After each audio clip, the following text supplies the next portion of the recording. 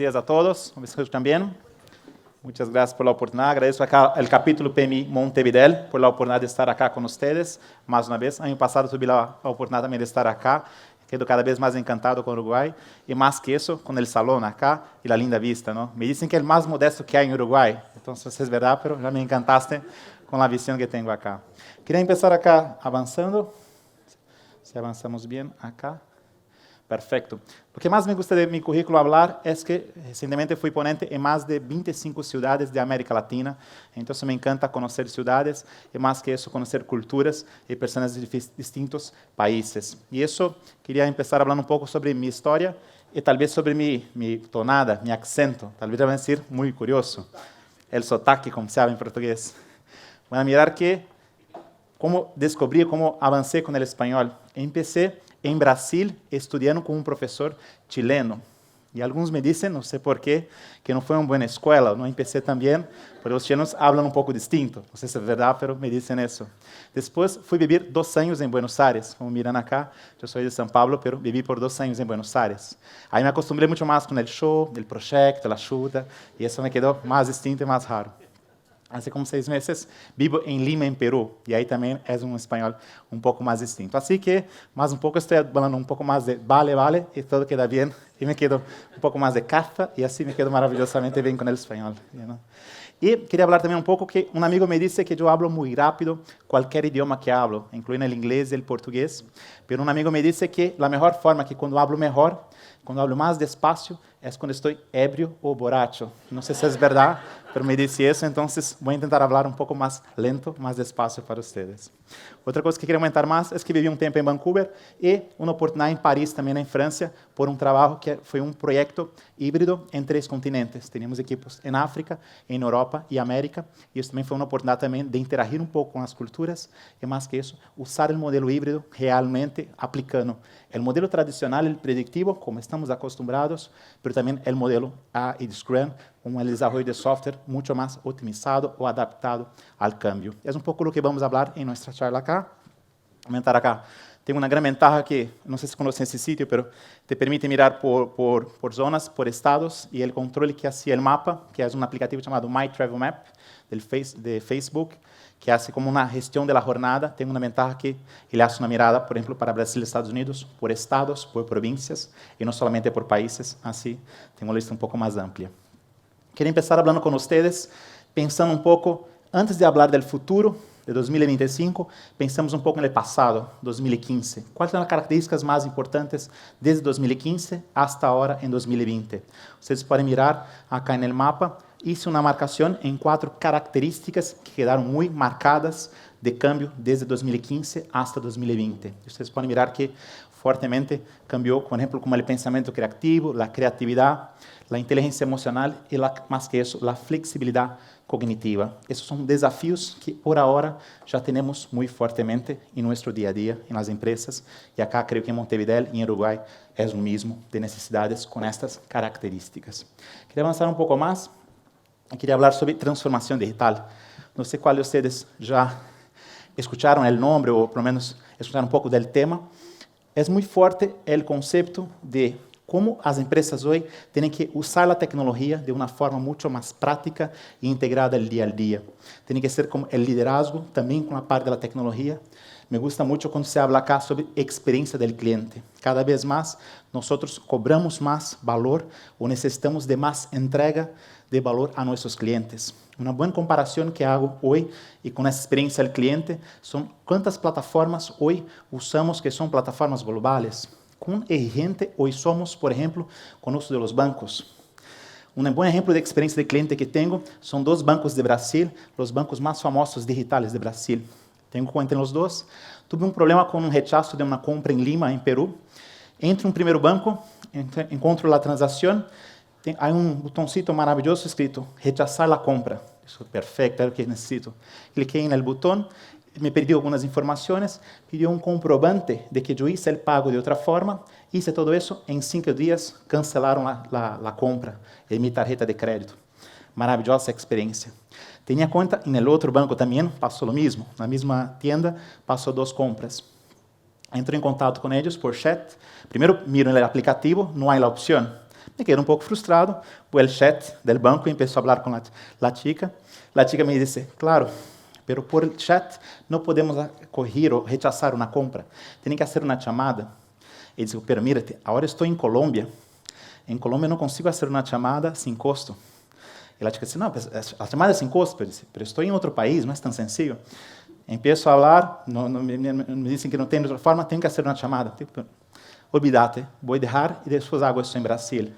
2 meses después voy a Brasil, consigo hacer una llamada para la chica que necesitaba, empiezo a hablar con la chica, explico la situación, que ella me contesta, no, no te preocupes, vamos a resolver tu tema, envía un correo para mí, por favor.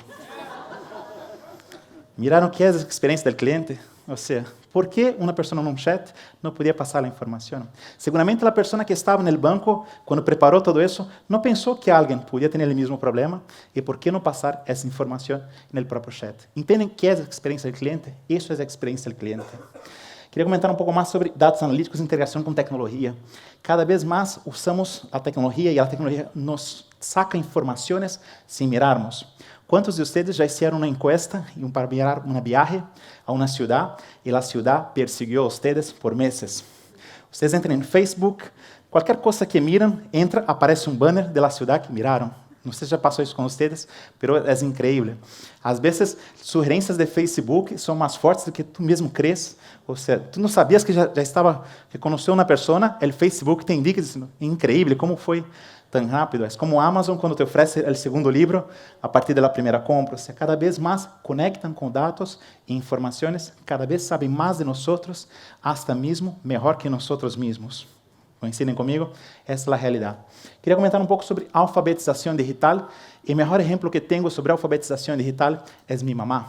Minha mamá não usava nada de tecnologia. Não conseguia sequer gravar um vídeo em la tele, em la antigo videocassete. Não sei qual de vocês conhecem isso, mas tinha uma grande dificuldade com tecnologia. Eu viajava muito e tinha que encontrar uma forma de falar com minha mamá. Que hice? Comprei um iPhone para minha mamá. Não sabem o que hice, amigos? Cambiei a vida de minha mamá. Ele começou a usar o WhatsApp, grupos de WhatsApp, receber receitas, orações, tudo que pueda, comentar em Facebook, incrível, ou seja, cambiei a vida de ela, muito mais integrada. E isso creio que a tecnologia tem que oferecer a nós, conectar com algo mais prático e, acima de todo, arriba de todo, permitir que todos se involucrem com a tecnologia, que não peleemos com a tecnologia e sim que ela nos ajude a entregar valor a nossos clientes. ¿Sí? Rapidamente, um pouco das tecnologias, há muitas acá, mas algumas que me encanta falar, por exemplo, a parte de blockchain, é aquela cadena de processos, de blocos, como se habla, é algo muito útil, e não somente para bancas, seguramente vai ser usado por muitos de nós. Internet of Things também, que são Internet das Coisas, todo vai cambiar, desde usar um auto hasta, por exemplo, uma indústria. Todo vai ser afetado por o modelo dessas novas tecnologias e temos que, por lo menos, entender. Não somente os engenheiros de software que têm que conhecer, as pessoas do negócio também têm que, por lo menos, entender a tecnologia. Não a parte baixa, ou seja, o detalhe, mas têm que entender o conceito da tecnologia. Eu queria comentar rapidamente sobre Indústria 4.0. Meu amigo Mário já falou um pouco sobre isso. Queria falar uma variação disso, que é Governo 4.0. Não sei qual de vocês já escutaram, mas especialmente os países mais do norte da Europa trabalham fortemente com isso. Miram o cidadão como um cliente. Ou seja, tenho que convencer o cliente a querer usar meus serviços. E isso é um cambio que também está passando acá em Peru. Na Argentina, perdão, no Uruguai, em todos os países acá, mas eu tenho um caso de éxito em Peru, justamente com isso. Estou trabalhando com um sítio chamado gobe.p, onde os chicos estão usando agilidade para entregar mais valor aos clientes e encontrando formas de, por a tecnologia, agregar valor ao fim do dia dos clientes e os cidadãos que pode se mirar como um cliente, e cada vez mais isso vai ser o impacto do dia a dia. Pediria a vocês agora se podem entrar nesse sítio, poleb.com, e contestem uma pergunta. Qual uma palavra que representa o dia a dia de hoje de vocês acá no dia a dia de Uruguai, pero del mundo como um todo? Que palavra vocês consideram como o momento atual? Esse sítio pode entrar por el sítio arriba já com o login, como Henrique Mari 131, ou entra por el sítio e depois põe. Eu vou cambiar a pantalla e assim vamos a mirar na pantalla todo o que vocês estão contestando. Pode cambiar? Sim, vamos poner. Só um momento. El full screen, perfeito. Estás arriba, amigos. Caso não miraram, estás arriba. poleb.com, Henrique Mari 131.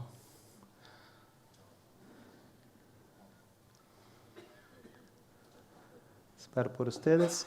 Eu sempre quero com a ansiedade de esperar se a tecnologia vai funcionar. Mas como Steve Jobs também nasce, mas se passa com todos.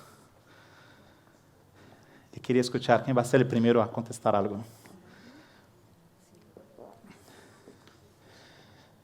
Não sei qual palavra que creem que é o momento atual, ou se mais representa. Uma palavra positiva, uma palavra negativa. Não sei qual que é a palavra que representa a vocês o momento atual do mundo, acá de Uruguai, Montevideo.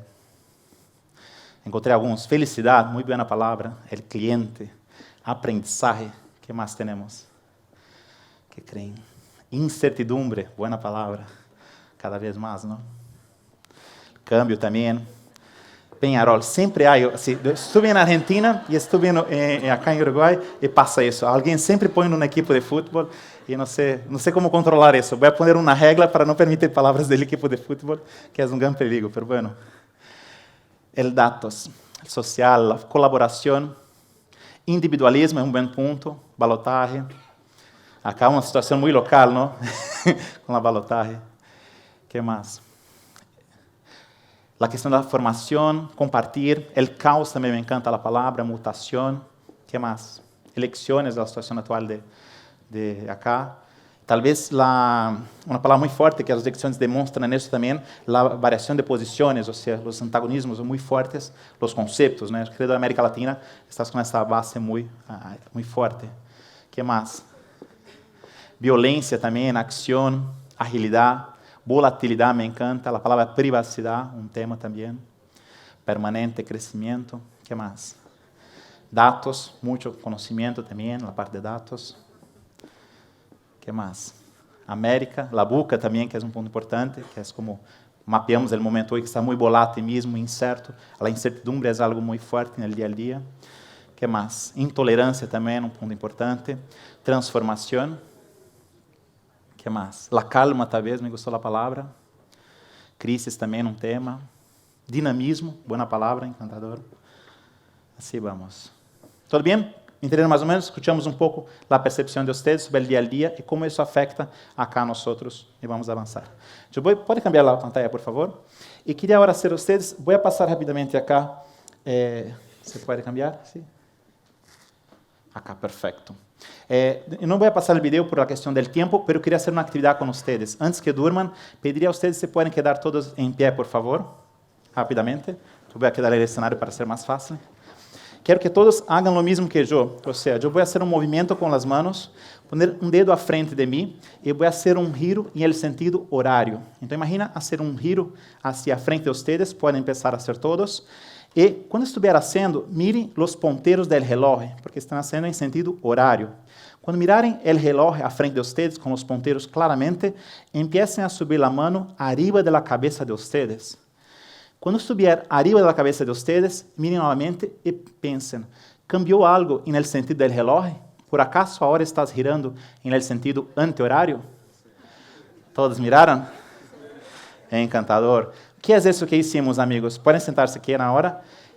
Se querem, podem ser mais vezes, não há problema. Se alguém não passou, vai ser mais vezes. Porque é muito sencillo o processo, ou seja, normalmente não miramos um relógio por abaixo, ou mais que isso, um relógio por dentro. E isso que é o cambio. E le pido a vocês, se querem olvidar de tudo que falei acá, guardem uma palavra, a palavra mais importante que é perspectiva. Cambiamos a perspectiva. E quando se cambia a perspectiva da vida, começamos a mirar algo distinto. Quantas vezes nós não estamos peleando com alguém que está mirando um 6 no piso, quando alguém diz de um lado que é 6, o outro diz que é 9, porque estás mirando do outro lado. Quantas vezes perdemos tempo peleando com pessoas com posições distintas, tentando convencer de nossa verdade. E quero que cada vez mais agora nos pressionam para sermos mais flexíveis, ou escuchar mais o outro, ter mais respeito, mais diálogo e mais que isso, permitir que o outro tenha percepções ou ideias distintas. Então, guardem a palavra perspectiva, que é muito útil para nós, especialmente para o profissional do futuro. Dale? Queria avançar um pouco mais sobre alguns temas que quero comentar, como Design Thinking, el Scrum, vou falar de Lean Startup e também um pouco sobre Design Sprint. Começamos com Design Thinking. Não sei quais vocês já escutaram. Levanta a mão, por favor, quem já escutou sobre Design Thinking. Perfecto. Quase todos acá. Já não tenho mais o que falar, já são todos expertos, avançamos. Pero queria perguntar a vocês, mais que as faces de Design Thinking, alguns de vocês já miraram este símbolo, o diamante? Diamante é uma conexão com as duas primeiras faces de Design Thinking. Pergunto a vocês, por que creem que a primeira parte do diamante, ou seja, a metade do diamante, representa a primeira fase de empatiza, de conhecer mais ao cliente? Por que creem que a representação é a parte do diamante, que empieza pequeno e termina grande? Por que creem que empatiza tem esta figura, este desenho? Alguém? Estão muito peleando acá por querer falar. O que passa? Que creem que é? Por que creem que tem esse símbolo? Como? Isso, muito bem. Eu costumo usar o melhor exemplo disso é como quando vai conhecer uma pareja, que normalmente hace. Quer conhecer o máximo possível a outra pessoa, não quer somente mirar o que estás falando, em verdade quer entender como habla, o historial, o acento, de onde viene, quer entender o máximo possível sobre a outra pessoa, que estás vestindo, que estilo. Isso é empatizar, conhecer o máximo possível, sem filtros. E a outra etapa, como já comentou, a parte convergente. Depois que conozco a pessoa, tenho que definir um problema, e esse problema tem que ser muito específico para poder agregar um valor. Costumo dizer que não podemos resolver todos os problemas do mundo de uma única vez. Temos que enfocar em somente um. E agora que são expertos em diamantes, les apresento o segundo diamante. Chamamos isso de doble diamante, porque justamente a fase de ideia é o mesmo. Se necessito ter uma fase de ideia onde genero o máximo de ideias possíveis, tenho que pensar fora da caja, tenho que generar criatividade. E ao final, tenho depois o prototipo, onde tenho que concentrar esse conceito a uma coisa mais específica, um prototipo único, para poder testear junto aos clientes e entregar valor ao final do dia. Tudo bem hasta agora? Eu queria apresentar o Design Sprint. Qual de vocês já escutaram o Design Sprint? Levanta a mão, por favor. Me encantou ahora. Gané a charla por apresentar algo que vocês não conozcam. Bueno. ¿No? Design Sprint é uma variação do Design Thinking porque trabalha um modelo de 5 dias. Qual que é a grande ventaja de Design Sprint? Trabalha num modelo muito mais conectado com o C-Level, ou seja, chamamos os diretores, a parte mais diretiva da empresa, para entregar valor de uma forma mais rápida. Como fazem? 5 dias. Primeiro dia, entender a necessidade, um problema, identificam coisas que a empresa já tentou fazer, mas não conseguiu, buscam o historial com expertos, coisas assim. Depois miram como divergir, como pensar fora da caja e encontrar soluções. O terceiro dia é o dia mais difícil, são as decisões difíceis, é como fazer a estratégia aplicada, como renunciar a algo que não funciona e encontrar o que realmente vai generar valor a los clientes. Depois, o quarto dia, generam prototipos. Os chicos que fizeram isso, e aí o autor abaixo, que é Jack Knapp, que escreveu o livro Sprint, são chicos do Google, da parte de inversões do Google, que trabalham muito com startups e um modelo muito desafiante, ou seja, um reto de entregar valor rapidamente aos clientes. O desenho de eles, o modelo que eles creem é: o perfeito é o inimigo del bueno. Ou seja, se me quero encontrar a solução perfeita, perdo muito tempo e a competência sai à frente. Então, tenho que entregar algo que, mesmo que não esteja 100%, mas que já valide com os clientes e tenha este valor já mensurado ou mapeado. Por isso que fazem um prototipo em um dia, e o prototipo, em geral, é um prototipo que sai real. Se é um aplicativo de telefone, tem que sair o aplicativo ao fim do dia com este modelo. E no último dia, validam através de entrevistas com os clientes. E queria comentar um caso de uma empresa que usou isso nos Estados Unidos. Tinham grande dificuldade de fazer ventas. Tinham como ventas de $200 por semana. A empresa estava praticamente seguindo a bancarrota, não ia conseguir manter, porque vendia $200 por semana, não era muito bom. Fizeram essas entrevistas, conseguiram identificar que havia problemas em todo o sítio. Os clientes não conseguiam selecionar uma fecha corretamente e entregar valor por isso. O que fizeram? Fizeram cambios. Semana seguinte, quanto venderam? $400. Entraram impressionados, dobraram a total de ingressos. Outra semana, $800. Depois, $1.600. Quedaram num processo incrível. Sabe que empresa que comento com vocês? Talvez conozcam, dos Estados Unidos, chamada Airbnb. Alguém já escutou? Interessante. Vocês começaram usando isso, aplicando na prática. Pergunto a vocês, quantos de vocês hoje aplicam os produtos que a empresa de vocês oferecem aos clientes? Hacen realmente uma entrevista para perguntar como o cliente adapta ou como ele le gusta usar o produto de vocês? ¿Cuántos de nosotros escuchamos nuestros clientes? Muchas veces las áreas de atención al cliente, ¿cuánto valor no hay en una persona, por ejemplo, que trabaja hace 10 años en un área de atención al cliente?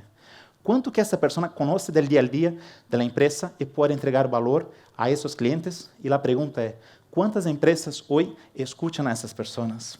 Le dejo la pregunta a ustedes y piensen al respecto. Y cuando volver a la empresa mañana, piensen en preguntar a la persona de atención al cliente cuál es el principal punto de dolor del cliente de ustedes. Tal vez ustedes puedan generar una gran innovación y ofrecer un gran valor a la empresa de ustedes, simplesmente haciendo esta pregunta. ¿Vale? Tengo una tarea para todos ahora. E queria falar pouco mais sobre Lean Startup. É o mesmo conceito, mas eles trabalham de uma forma a encontrar um valor através do que chamamos um MVP, que é um produto mínimo viável, entregar algum produto que seja o mínimo e que seja possível validar isso junto aos clientes. E isso já genera um valor entregando isso e, ao final, evaluando. Há sentido continuar? Ponemos mais energia ou sacamos esta inversão? Esse é um tema muito importante para startups hoje em dia. O que queria comentar também acá é sobre o movimento ágil. Vocês já escutaram? Estamos falando um pouco mais sobre isso. Muitos confundem agilidade com rapidez. Não é verdade? Agilidade é adaptação ao entorno. Conseguir entender melhor a situação e agregar um valor. O melhor exemplo que tenho hoje de adaptação às empresas é a situação que passou acá em Montevideo, pero em toda a América Latina, em verdade, em todo o mundo, foi com a entrega de comida. Qual de vocês miraram a pelea entre as plataformas globais, como Globo, como Uber Eats, como Pedido Já, em toda a América Latina? Era incrível o processo. Foi uma pelea global, local, porque em cada cidade havia uma situação. E pergunto a vocês, como foi a adaptação dos restaurantes? Todos tiveram que adaptar em 3 meses, entrar na situação e já estar jogando. E mais que isso, puseram a competência a um clique. Ou seja, o cliente está selecionando por preço, por qualidade, e com cambios de regras. Antigamente, podia se entregar em qualquer sítio. As plataformas têm controle, por exemplo, são 4 quilômetros, normalmente a área de alcance que se pode fazer entregas. Pergunto a vocês, a empresa de vocês está preparada para passar um câmbio como tiveram os restaurantes acá na América Latina? Se há uma pelea global entre plataformas com o serviço de vocês, estão preparados hoje? É a pergunta que deixo um pouco mais a vocês provocativa. Queria comentar um pouco mais sobre o conceito acá. Me encanta o penúltimo autor, que é Jeff Sutherland. Ele escreveu um livro chamado Scrum, Como entregar o doble del valor em metade do tempo. É muito provocativo, não? Recuerdo-mente. Como entregar o doble del trabalho em la metade del tempo. Como hace isso? É mentira? Não, é verdade. Mas como hace? Entregando valor mais rápido. É como construir uma casa. Se vou construir uma casa e tenho que fazer ela em 6 meses. Entrego a plata do construtor, vou mirar a construção, não há nada entregue. Como me sinto? Preocupado. Vão construir, vão entregar? Mas se consigo fazer isso, entregas pontuais. Uma vez por mês, entrego uma parte da casa. Não vai ser distinto? Tu não vai sentir muito melhor? Já pode começar a usar o asado, a parrilla, pode usar a piscina, a pileta, pode usar parte da casa. Isso, naturalmente, genera um valor ao cliente. A percepção dele é que foi mais rápido, mesmo que não tenha sido. Vai demorar os mesmos 6 meses, mas entrega mais valor. Eu queria comentar aqui rapidamente, é um exemplo que tenho, que é, por exemplo, o desenvolvimento de um livro. Imagina que eu vou desenvolver um livro, sou um autor, em 12 meses, um ano de trabalho. Imagina que estou fazendo isso e, ao mês 8, mais ou menos, tenho um tema que tenho que poner a la basura. O último capítulo que trabalhei foi o 12, porque tive uma situação de câmbio acá do mercado e tenho que poner este capítulo a la basura. O que tenho que fazer? Um modelo tradicional, reescrever todo, que já hice. Se estou trabalhando em um modelo ágil, que seja, tenho interações que entrego todo o valor uma vez por mês, entrego o capítulo por mês.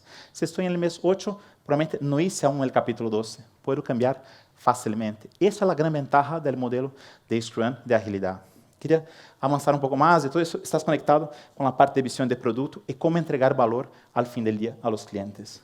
Um outro ponto que queria comentar é como complicar também o modelo ágil. Não sei qual de vocês já escutaram, mas também podemos complicar com, además dessa visão de chapters, ou seja, equipos multidisciplinados, como estamos acostumados, que são os capítulos, como eles chamam chapters, pode também ter todo o conceito de clans, de divisiones, chamamos isso de squad, e isso genera um nível de comprometimento da empresa muito mais amplo, ao ponto de chegar a um nível de tribos. O sea, las empresas se organizarían por el desarrollo, por el equipo de Scrum y no más un modelo matricial como estamos acostumbrados. Y eso genera un valor al fin del día mucho más amplio a la empresa porque conecta mucho más y tiene todos los beneficios del uso de Scrum. Y eso llamamos eso de modelo Spotify, porque la empresa Spotify fue quien más desarrolló el concepto y eso se aplica de forma, o sea, sería como el nivel más amplio de uso de Scrum, integrando toda la empresa y eso genera un valor al fin del día a las empresas. Quería evoluir un poco más. Avanzando un poco, resumindo todo o que hablé, ustedes miraram que a parte de Design Thinking trabalha muito mais com modelos de negócio não validados, a parte barra do desenho, e muito mais com o problema. Quando miro o outro lado, o top, tenho o conceito do Scrum, que trabalha muito mais com modelos de negócio já validados e muito mais com a execução, entregando valor através desta execução, que é o que temos ao fim. E o promédio, temos conceitos como Lean Startup, Design Sprint, que entrega valor ao fim do dia aos clientes, conectando esses dois mundos, o mercado e também a solução do dia a dia. Então, isso é um resumo de tudo o que mais ou menos falei. Agora, queria avançar um pouco mais e perguntar a vocês, estão listos para o futuro? Preparados para 2025? Viajamos agora a 2025 e pensamos um pouco sobre isso. Antes, queria passar um vídeo provocativo. Queria que vocês mirassem o vídeo e pensarem a respeito de el dia a dia cá em Montevideo. Quanto do vídeo se apresenta cá na realidade de vocês? Por favor. Domingos de reflexión. Habitantes, algo está cambiando. Spotify está fundiendo a las discográficas. Netflix hizo que ya casi no queden videoclubes y que vaya mucha menos gente al cine. Booking tiene en jaque a las agencias de turismo. Google inutilizó a las páginas amarillas. Airbnb está atemorizando a los dueños de los hoteles. WhatsApp amenaza a operadores de telefonía fija y celular. Las redes sociales a los medios de comunicación. Uber a los taxistas. OLX está acabando con los avisos clasificados. Los smartphones condenaron a las casas de fotografía. Zipcar hace la vida imposible a las compañías de alquiler de vehículos. Tesla pone en duda el futuro de las automotrices. El email complicó a los correos postales. Waze acabó con los GPS. Original y Nubank amenazan al sistema bancario tradicional. La nube hace cada vez más inútiles a los pendrives. YouTube pone en riesgo a las empresas de televisión. Facebook está matando a los portales de contenido. Tinder y similares quitan mercado a las discotecas. Wikipedia mató a los diccionarios y enciclopedias. ¿Cuánto tiempo crees que va a durar tu empleo en su forma actual? ¿Y quieres seguir viviendo como vivías hace 10 años? Te sugiero que te reinventes diariamente para continuar en este juego llamado vida. Siempre yendo para adelante. No porque detrás venga gente, sino porque ya hay mucha gente delante de nosotros que nos lleva ventaja. ¿Qué opinan, amigos? ¿Les pareció, amigo? El día a día acá de ustedes, Montevideo. Y más que eso, miren cuánto de eso cambió y nosotros no tomamos cuenta, ¿verdad? Los cambios hoy son tan rápidos que no miramos los detalles y no miramos los cambios de todo eso. Y pregunto a ustedes, ¿qué hacemos con todo eso? Tenemos varias situaciones y varias oportunidades para reflexionar sobre essas possibilidades. Queria falar rapidamente sobre el PM2Q, não sei quais vocês já miraram, PM2TQ, que é o coeficiente de tecnologia que o Pulse Software Fashion deste ano lançou. É um material muito interessante para discutir qual é a conexão com tecnologia e como podemos nos apalancar com isso. Os percentuais abaixo definem claramente a ventaja de ser inovadores ou ser morosos em relação ao conceito de la tecnologia no dia a dia das empresas. Outro ponto que queria comentar com vocês rapidamente são, agora sim, mirando em 2025, que habilidades creio que são as mais importantes. A primeira, tecnologia. Temos que falar com a tecnologia, temos que entendê-la e não pelear com ela. Ela tem que ser algo que nos apoie, que nos apalanque ao fim do dia. Mais que isso, o conceito de liderazgo. Não somente liderar, mas também ser liderado. Aprender a posicionar-se e entregar valor sempre. A questão das habilidades blandas, cada vez se habla mais disso, cada vez mais impacta a nós as habilidades blandas. Outra, a questão de ambientes com resultados. Cada vez mais vai se premiar o resultado. O esforço é lindo, maravilhoso, temos que fortalecer o equipo, mas o resultado é o mais importante. Temos que trabalhar por el resultado. Se não entregamos resultado, não generamos valor a nadie. Penúltimo, a colaboração tolerante à tensão. Temos que estar sempre preparados para ambientes de dificuldade, cada vez mais de cambiantes e cada vez de mais desafios. Mais que isso, a transparência, cada vez mais não se permite mais corrupção, falta de ética, cada vez mais os dados estão todos integrados, a tecnologia cada vez mais vai criar um momento que, antes de fazer a corrupção ou fazer algo malo, já vão saber por informações, por dados, por câmeras, por vídeos, que vão estar gravando todo. Então, cada vez mais, a transparência é um ponto fundamental ao profissional do futuro. ¿Vale? E o último, queria comentar a inteligência emocional, que é algo muito forte no dia a dia. Isso, para mim, são as características mais fortes que em 2025 vão pressionar a nós para entregar valor. E pergunto a vocês se não podem antecipar essas entregas e já entregar hoje essas características tão valoradas para o futuro. ¿Vale? E a última coisa que queria comentar aqui com vocês, sugerir para que analisem que conhecimentos adquiriram hoje, que vão cambiar e que compromissos vão assumir na vida de vocês. E a última atividade que queria fazer, pido a vocês rapidamente para cerrar os olhos, todos os olhos cerrados. Pido para vocês mirarem uma cena de um ninho de 10 anos, mirando uma tele na cidade de Guarulhos, cerca de São Paulo, em Brasil. Imagine este ninho, mirando esta tele. Na tele há edifícios, monumentos sendo apresentados de várias partes do mundo. Este ninho mira todo isso, para ele é de outro planeta, porque está tão lejos da realidade de eles. Agora imagine este mesmo ninho acá com vocês, fazendo uma charla acá em Montevideo. Abram os olhos, por favor, e pensem a respeito. Qual de vocês conhece um ninho com um grande potencial, mas uma grande falta de apoio? E às vezes não é financeiro, às vezes é uma direção, uma charla, simplesmente uma conversa pode cambiar a vida desse ninho. Podemos assumir um compromisso acá de cada um de vocês, elegir um ninho, ajudar esse ninho a cambiar a vida. Ojalá ele pueda cambiar a vida dele, da família e mais que isso, do mundo. Muitas gracias.